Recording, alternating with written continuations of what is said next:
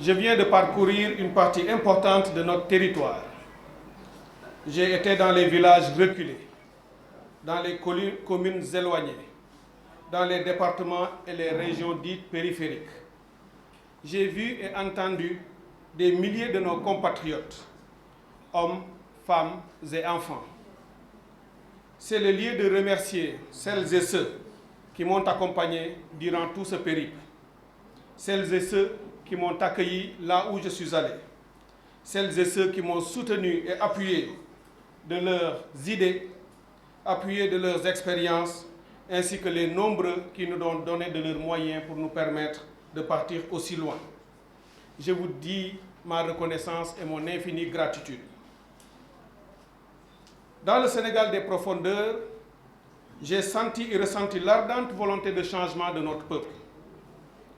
J'ai vu leur détermination à faire face et à vaincre les obstacles pour se hisser vers le changement et lever les défis qui obstruent leurs perspectives d'évolution et de vie meilleure. J'ai constaté avec satisfaction et espoir leur engagement ferme à réécrire le narratif du Sénégal et à changer durablement et définitivement la trajectoire de notre pays. J'ai vu des hommes et des femmes décidés, déterminés à être des acteurs de leur propre vie et à être des acteurs du changement qu'ils veulent, ayant pour credo être l'exemple du changement souhaité. Chers compatriotes, notre pays vit une situation politique sans précédent. Jadis considéré comme la vitrine démocratique africaine, le Sénégal a vu ces dernières années, ces derniers mois en particulier, les piliers solides de sa démocratie être démantelés les uns après les autres et secouant gravement notre infrastructure démocratique et républicaine, laissant le pays dans une situation de vulnérabilité, de faiblesse et d'anomie sans précédent dans notre histoire. Cela a fait presque trembler beaucoup de Sénégalais, tant on a fait vaciller nos institutions. Face à toutes ces incertitudes et aux menaces multiformes auxquelles notre pays fait face, devant la dérégulation du jeu politique, le brouillage des repères et la faillite de la morale en politique, j'ai fait le choix de ne céder ni à la facilité des positionnements individuels, ni aux calculs opportunistes, et encore moins au déshonneur. En politique, comme dans ma vie tout court, je m'attache à agir toujours selon un référentiel éthique solide et rigoureux auquel je m'interdis de déroger et de me soustraire. Je prie Allah subhanahu wa ta'ala de m'aider à garder cette posture jusqu'à la fin de ma vie, car c'est la seule chose que je voudrais léguer à ma postérité si je quittais ce monde un jour. Il y a quelques mois en arrière, j'ai annoncé publiquement que je renonçais à ma propre candidature pour soutenir celle de mon ami et allié le président Ousmane Sonko, s'il venait à être validé.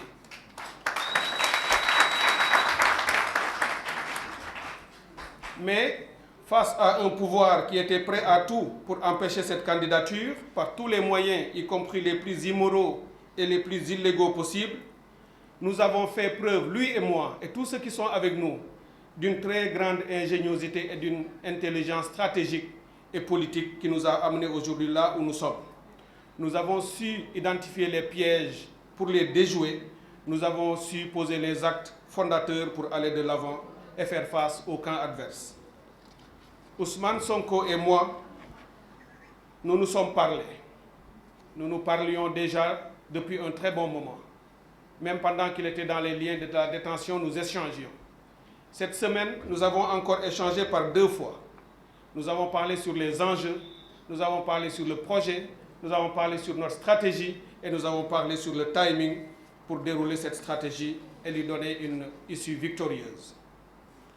Nos tête-à-tête ont été sincères, comme toujours, ont été justes, comme toujours, et n'ont eu que pour le Sénégal comme motivation et ayant en balise l'intérêt général et le drapeau de notre pays. Avoir plusieurs candidats à l'élection présidentielle issus de notre pôle était pour nous une impérieuse nécessité.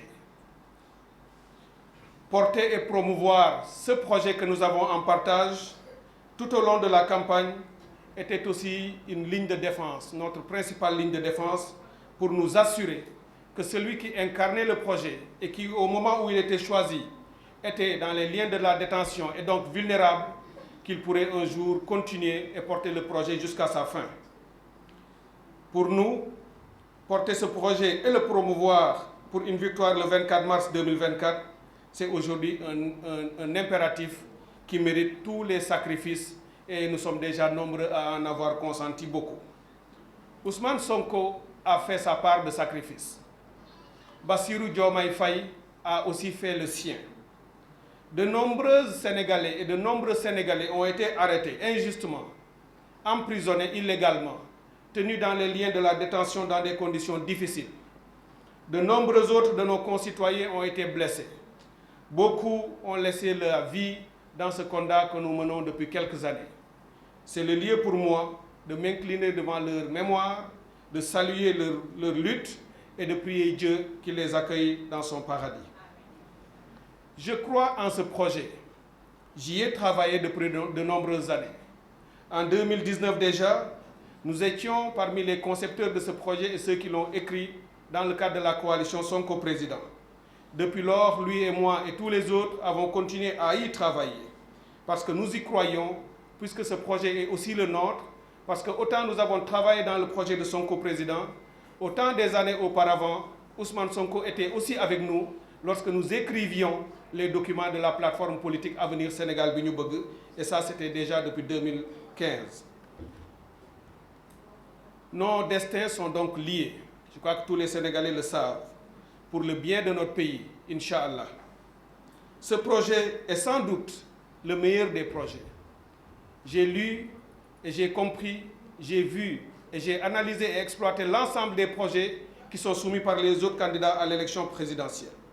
Je crois pouvoir dire qu'aucun n'égale ce projet patriotique que nous portons et que nous espérons porter au pouvoir au soir du 24 mars 2024. Ce projet postule le souverainisme assumé. Il postule la refondation de nos institutions, mais la refondation rigoureuse. Ce projet postule un patriotisme également assumé et ce projet accepte ou promeut un panafricanisme intégrateur. Ce sont les 4 grands piliers que vous y retrouverez. Ils sont exploités ou éclatés à travers différentes autres postures ou composantes du projet. Il est ambitieux pour notre pays. Il est adapté à notre économie politique. Il est adapté ou conforme aux aspirations du peuple sénégalais, des villes comme des villages, des Sénégalais de l'intérieur comme de la diaspora. Un tel projet ne saurait être bâti autour d'une personne. Il doit être l'œuvre d'une équipe, de sa conception à sa réalisation. Et c'est pour cette raison que nous nous sommes tous regroupés autour du projet, pour le porter et le promouvoir en effaçant nos intérêts personnels et nos individualités.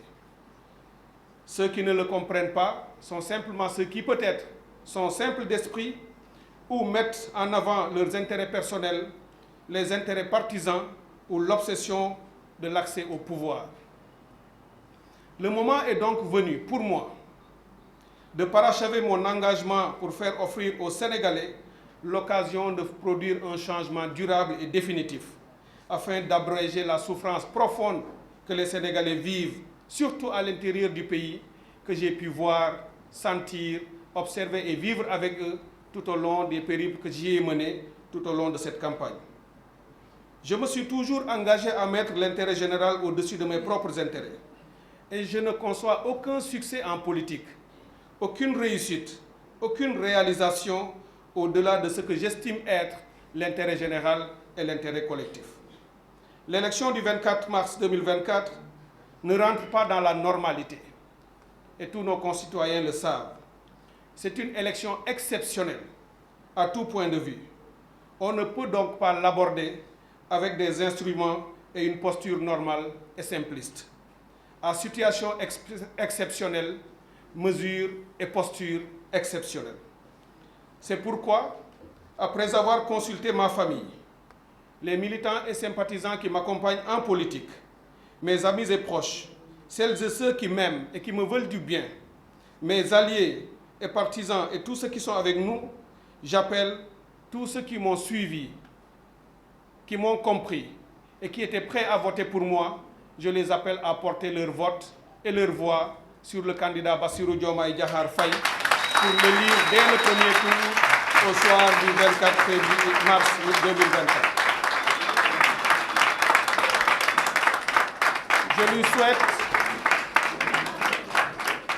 Je lui souhaite une excellente victoire. Je lui souhaite une victoire sans appel, sans bavure, sans contestation possible au soir du 24 mars 2024.